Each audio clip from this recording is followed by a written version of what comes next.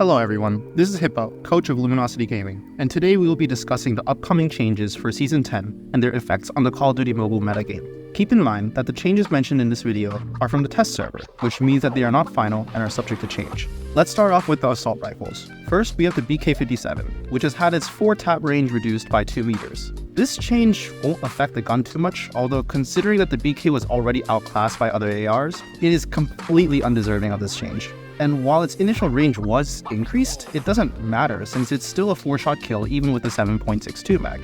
So this is the build that we recommend for it. The Oden's ADS time has been reduced by 20 milliseconds, which gives it the same ADS time as guns like the FR556, Man of War, and the AK117. This also means that it will no longer be one of the slowest handling ARs, making it more viable in skirmish gunfights, although it will still be held back by the extremely slow fire rate, which makes it very punishing and difficult to use. But if you're confident in your aim, the 2-shot is extremely rewarding, so you should try out this build. The ASM-10's 3-tap range has been extended by 4 meters, which will help with getting 3-shot kills more often. Its handling and reload time have also been improved as well, which brings it closer to other more popular ARs. And just like past seasons, the slower fire rate, however, does make it a bit harder to use. But if you can land the initial shots and have the Branson barrel equipped, then it is actually a very rewarding option this season.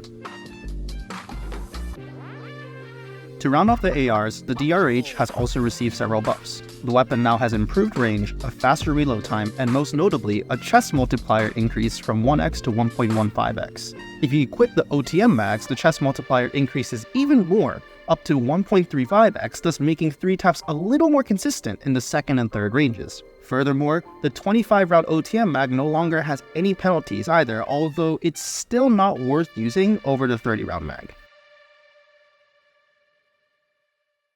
Now we'll move on to the SMGs. Both the Striker 45 and the RUS 79U have received slight range buffs. These won't do much, if anything at all, to help their performance, with the Striker 45 remaining as one of the worst SMGs in the game and the RUS just being an alright option. But here are the builds if you want to try out both of these guns.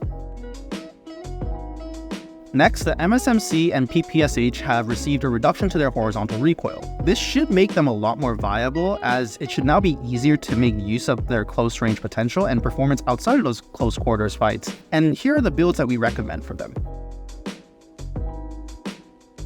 But the real definitive winner of this season will be the CX-9, which has received a plethora of buffs. For starters, it has received a damage range buff in the first range and a damage per shot buff in the third and fourth ranges, which reduces the shots to kill in those ranges by 1 each. Furthermore, its base bullet speed has also been increased to 660 meters per second, and both the CX-38 and CX-38S barrels can now improve that even further by 25%. Its hipfire spread has also been improved as well, making it on par with the Fennec, and there are also some minor buffs such as the chest multiplier buff and also the mobility of the extended mags. Altogether, these changes make it so that the gun is far more versatile now, and the bullet speed will no longer be a real issue when playing within the effective ranges, and the long range time to kill is going to be similar to other top tier SMGs. Therefore, we believe that these changes are enough to make the CX-9 a very competitive option, as most of what holds it back has been nullified, effectively making it a Fennec with less recoil and more consistent 4-shot kill. So here is a build for you to start with if you haven't used it yet. After just a season of being one of the best SMGs in the game, the PDW-57's recoil is getting nerfed, reverting it back to its pre-buff state, which means that it will no longer be as brain-dead to control, although it will still be fairly easy. And it still retains its competitive time to kill, good range, and good BSA, along with excellent mobility, so it will still remain as an upper-tier SMG, and our recommended build probably will remain the same as that of last season.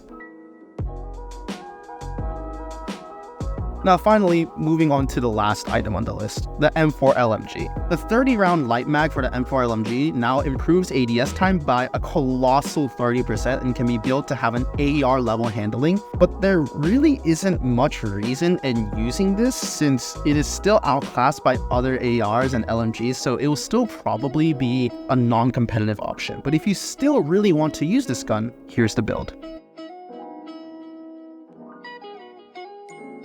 And those are all the changes from the Season 10 test server. What are your thoughts on these balance changes? Feel free to let us know in the comments, and if you found the video helpful, be sure to like and subscribe. Go in dark.